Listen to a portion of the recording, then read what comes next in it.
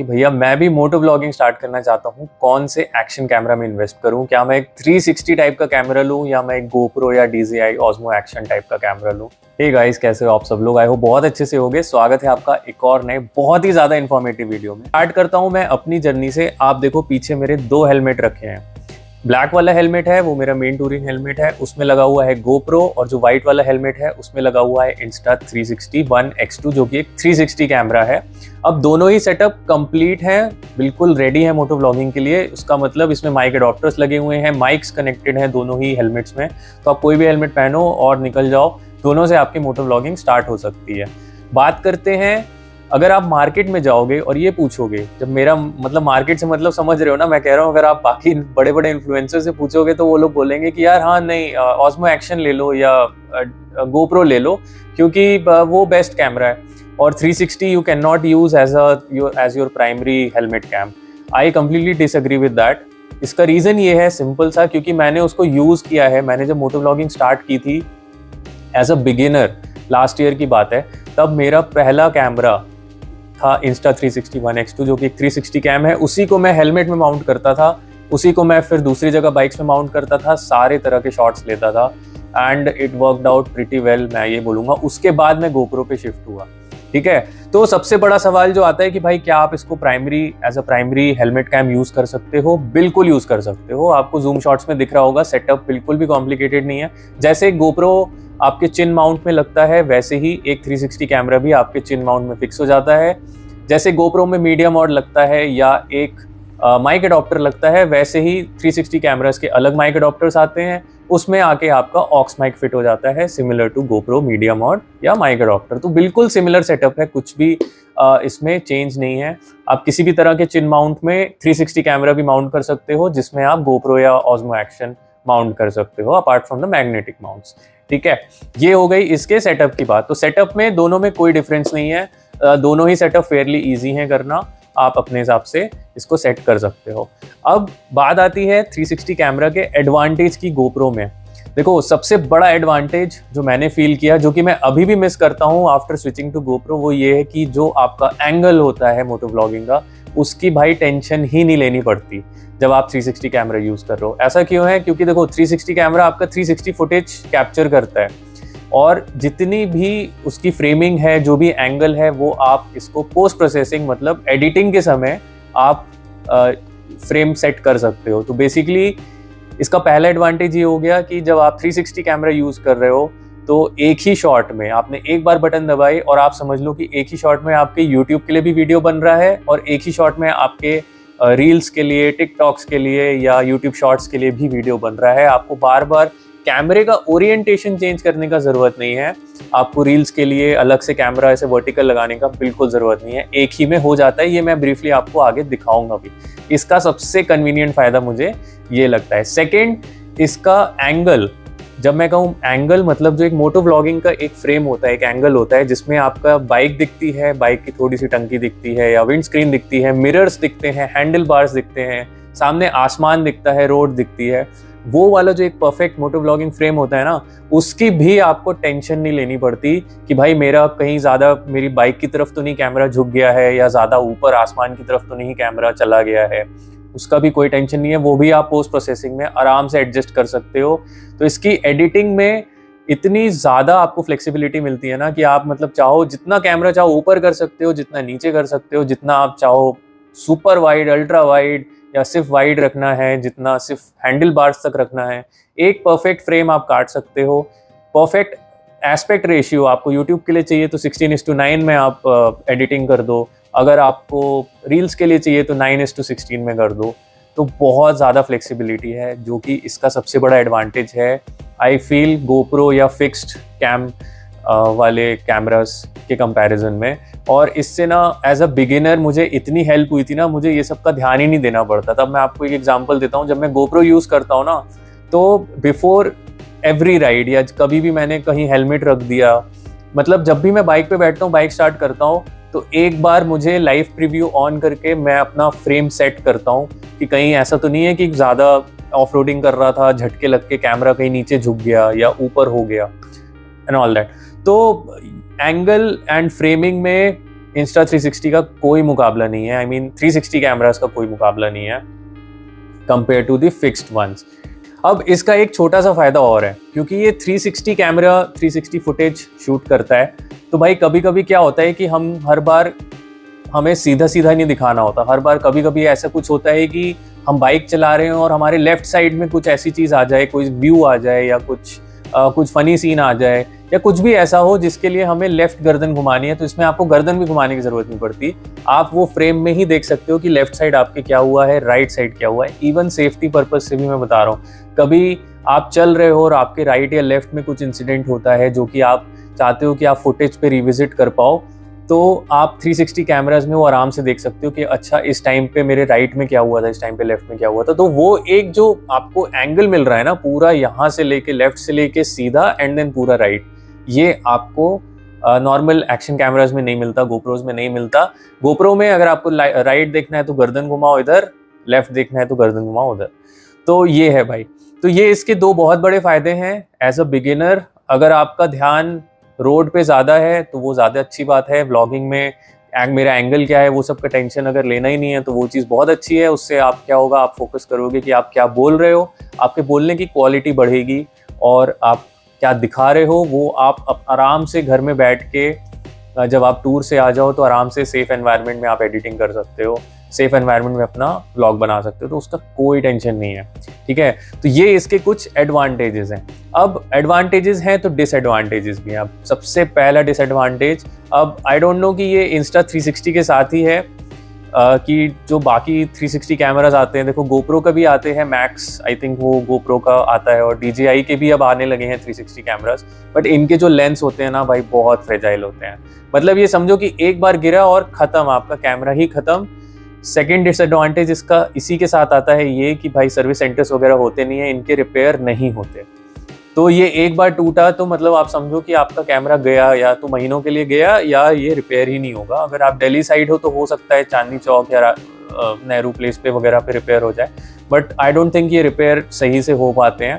तो ये इसका एक बहुत बड़ा डिसएडवांटेज है। आपने नया कैमरा लिया है और हो सकता है अगले दिन ही आपका लेंस टूट जाए, तो इसके लिए एक लेंस गार्ड आता है, जो एक्सेसरी आती है वो इंस्टा 360 या जो भी आप कैमरा ले रहे हो ना, तो वो लेंस गार्ड आते हैं जो एक लेंस के ऊपर एक प्रोटेक्टिव लेंस लग जाते हैं ट्रांसपेरेंट।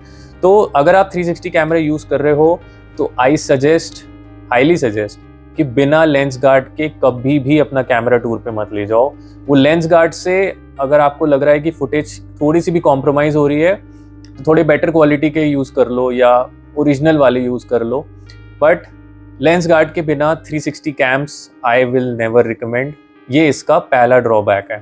सेकंड ड्रॉबैक है एक्सेसरीज का, जो मैंने देखा है कि ऑनलाइन और ऑफलाइन 360 कैमरास की एक्सेसरीज कंपेयर टू गोप्रो की जितनी एक्सेसरीज हैं बहुत डिफरेंस है। मतलब गोप्रो की एक्सेसरीज ऐसे रेडिली मिल जाएंगी आपको ऑनलाइन, आप सुबह ऑर्डर करोगे दोपहर में पहुंच जाएंगी, या ऑफलाइन मार्केट में जाओगे तो आपको हर तरह का माउंट है, क्लैम्प है, सब कुछ है, एडॉप्टर्स हैं, वायर्स हैं, सब मिल जाएगा। 360 कैमरास में स्टिल मैंने नोटिस किया है कि इंस्टा 360 वगैरह की एक्सेसरीज स्टिल बहुत ढूंढनी पड़ती है। कभी किसी थर्ड पार्टी वेबसाइट पे देखना पड़ता है, अमेजोन पे, फ्लिपकार्ट पे उतनी दिखती नहीं है या थर्ड पार्टीज वाली दिखती हैं, तो वो एक चीज़ है।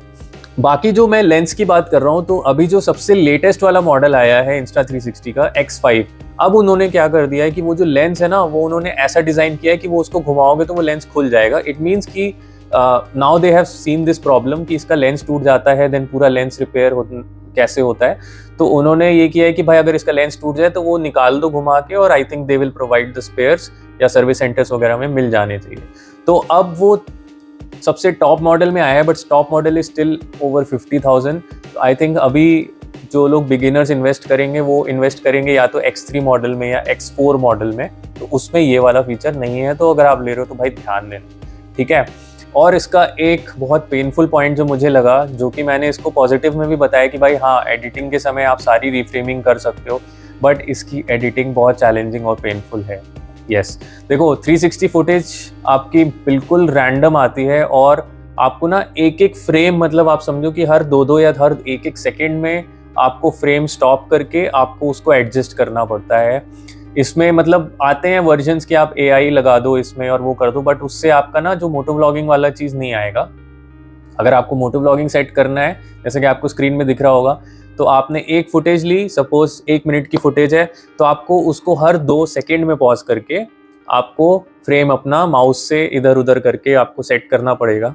उसका देखो फ़ायदा ये है कि आप 1 मिनट में आप ऐसा कर सकते हो कि आपका फ्रेम स्टार्ट हुआ, पहले वाइड एंगल है, फिर वो थोड़ा सा जूम इन हो गया, या जूम इन है वो थोड़ा सा जूम आउट हो गया, वो सब आप कर सकते हो। बट भाई उसमें लगते हैं पेशेंस और उसमें जाता है बहुत सारा टाइम। तो अगर आपका चैनल का कंटेंट ऐसे सेट है कि भाई मुझे हर 4 दिन में वीडियो डालना है, हर 2 दिन में वीडियो डालना है, ठीक है, तो भाई चैलेंजिंग हो सकता है। एडिटिंग के लिए आपको ज़्यादा टाइम देना पड़ेगा। जस्ट फॉर अ कंपैरिजन मैं बताता हूँ, जब से मैंने GoPro यूज़ करना शुरू किया है, तो अगर इंस्टा 360 में मुझे किसी व्लॉग को एडिट करने में लगते थे 6 घंटे, तो GoPro में आप मान लो मुझे उस व्लॉग को बनाने में 2 घंटे लगते हैं। इतना डिफरेंस है, मतलब ऑलमोस्ट 3 टाइम्स है। और ये मैंने महसूस भी किया है। एक ट्रिप में, आई थिंक मुंशियारी ट्रिप में, मैंने 1 घंटे से ज़्यादा का ही क्लिप था, और उसको मैं जब एडिट करने बैठा था तो मुझे 4 से 5 दिन लग गए थे एक एक फ्रेम सेट करने में। और आई वॉज सो फ्रस्ट्रेटेड, इतना स्क्रीन टाइम बढ़ा था और सर दर्द हो रहा था। तो यार editing is a challenge. Direct editing software की नहीं है, आपको 360 फुटेज को एक एक कीवर्ड की फ्रेम सेट करना पड़ता है। तो यार 2 डिसएडवांटेजेस लगे। पहला है कि इसका लेंस बहुत फ्रेजाइल है और एक्सेसरीज इसकी कम अवेलेबल है, और दूसरा इसका डिसएडवांटेज ये है कि भैया एडिटिंग में लगती है पेशेंस। अगर पेशेंस नहीं है आपके पास, या अगर आप एक बहुत बिजी इंसान हो, तो इसको मत लेना। एडिटिंग में फ्रस्ट्रेट हो जाओगे। बात करते हैं GoPro की, तो भैया GoPro टाइप का कैमरा तो बेस्ट है। लगाओ, बटन दबाओ और व्लॉगिंग शुरू कर दो। इसमें जो चीज़ मैंने नोटिस की कि बिगिनर्स को कहाँ ध्यान देना होगा, तो सबसे पहले बिगिनर्स को ध्यान देना होगा कि भाई GoPro लें कौन सा। सारे मिलते हैं GoPro, 8 से लेके 13 तक की सीरीज है इनकी। तो आई विल सजेस्ट GoPro 10 के नीचे अब मत लो। GoPro 10 से आप स्टार्ट कर सकते हो, क्योंकि GoPro 10 की भी 4K 60 तक की कैपेबिलिटी बहुत अच्छी है, ज़्यादा हैंग वगैरह नहीं होता है। अगर आप पॉसिबल है तो GoPro 12 ले लो। अभी 13 चल रहा है, 13 मत लेके 12 ले सकते हो। GoPro का एडवांटेज इंस्टा 360 के ऊपर ये है कि भाई GoPro की जो फुटेज है ना, वो ज़्यादा शार्प और ज़्यादा डिटेल्ड आती है। मतलब अगर मैं आपको एग्जांपल दूँ आसमान का, तो आसमान में अगर आपके वाइट क्लाउड्स हैं, ब्लू आसमान है, अगर आप 360 से लोगे और GoPro से लोगे ना, तो GoPro में बहुत अच्छी फुटेज आएगी कंपेयर टू 360। अभी के जो लेटेस्ट वाले 360 मॉडल्स आए हैं उसमें ज़रूर फुटेज इंप्रूव हुई है, बट GoPro के आगे फुटेज तो मुझे नहीं सही लगती। मतलब फुटेज, अगर आपको फुटेज की क्लैरिटी चाहिए भाई, तो GoPro is best. I mean GoPro type, GoPro ले लो या Osmo Action ले लो, उनकी फुटेज का मुकाबला इंस्टा 360 नहीं कर सकता इस मामले में। एक्सेसरीज की बात करें तो भाई GoPro वगैरह के एक्सेसरीज बहुत इजीली अवेलेबल हैं। आपको स्क्रीन गार्ड चाहिए, आपको उसका सेकेंड लेंस चाहिए, आपको उसका अडॉप्टर चाहिए, कुछ भी चाहिए, बहुत इजीली अवेलेबल है। माउंट्स वगैरह बहुत इजीली अवेलेबल हैं, बहुत सारे माउंट्स अवेलेबल हैं। तो उससे क्या होता है ना, आपका एक टेंशन नहीं रहता यूज़ करते समय। आप थोड़ा सा रफ हैंडल भी कर सकते हो GoPro को, क्योंकि आपको पता है कि भाई ठीक है, अगर कुछ टूट टाट गया तो मैं अभी रिप्लेस कर दूंगा। इसका क्या है कि इसकी बैटरी तक दूसरे कंपनीज की मिल जाती है, टेल्सिन वगैरह की या डिजिटेक वगैरह की मिल जाती है, तो आपको ओरिजिनल वो भी यूज़ करने की ज़रूरत नहीं है। तो ये देखो है एडवांटेज।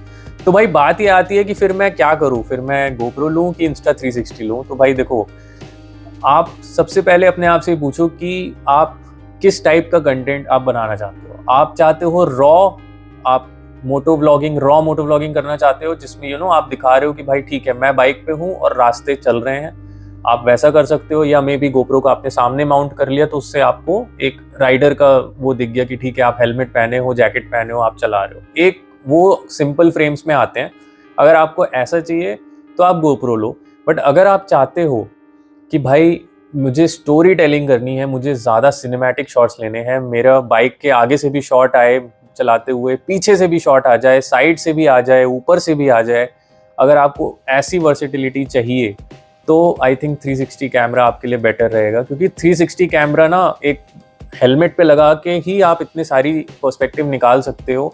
उसके अलावा जब आप इसको साइड में लगाते हो, टायर के पास लगाते हो, या सामने लगाते हो, आपने मेरी बाइक में देखा होगा एक सेल्फी स्टिक परमानेंट लगी हुई है, वो एक्सटेंड हो जाती है मेरे हेडलाइट के आगे और उससे मेरे को पूरा पीओवी वो देती है कि भैया मैं बाइक चला रहा हूँ तो सामने से दिखता है पूरा और ऐसा लगता है कि कोई मुझे फॉलो कर रहा है। या वो सेल्फी स्टिक साइड में हो जाती है और फिर पूरा साइड व्यू आता है, जो नेपाल में मैंने काफ़ी यूज़ किया था। तो अगर आपको चाहिए कि वैसे फुटेजेस आपके व्लॉग में आए तो भाई definitely go for 360 camera. But अगर आप चाहते हो कि रॉ फुटेज आए, मतलब सिर्फ आपको सिंपल रखना है, क्लीन रखना है अपना कंटेंट, तो आप स्टार्ट के लिए गोप्रो ले सकते हो या गोप्रो या ऑस्मो एक्शन ले सकते हो।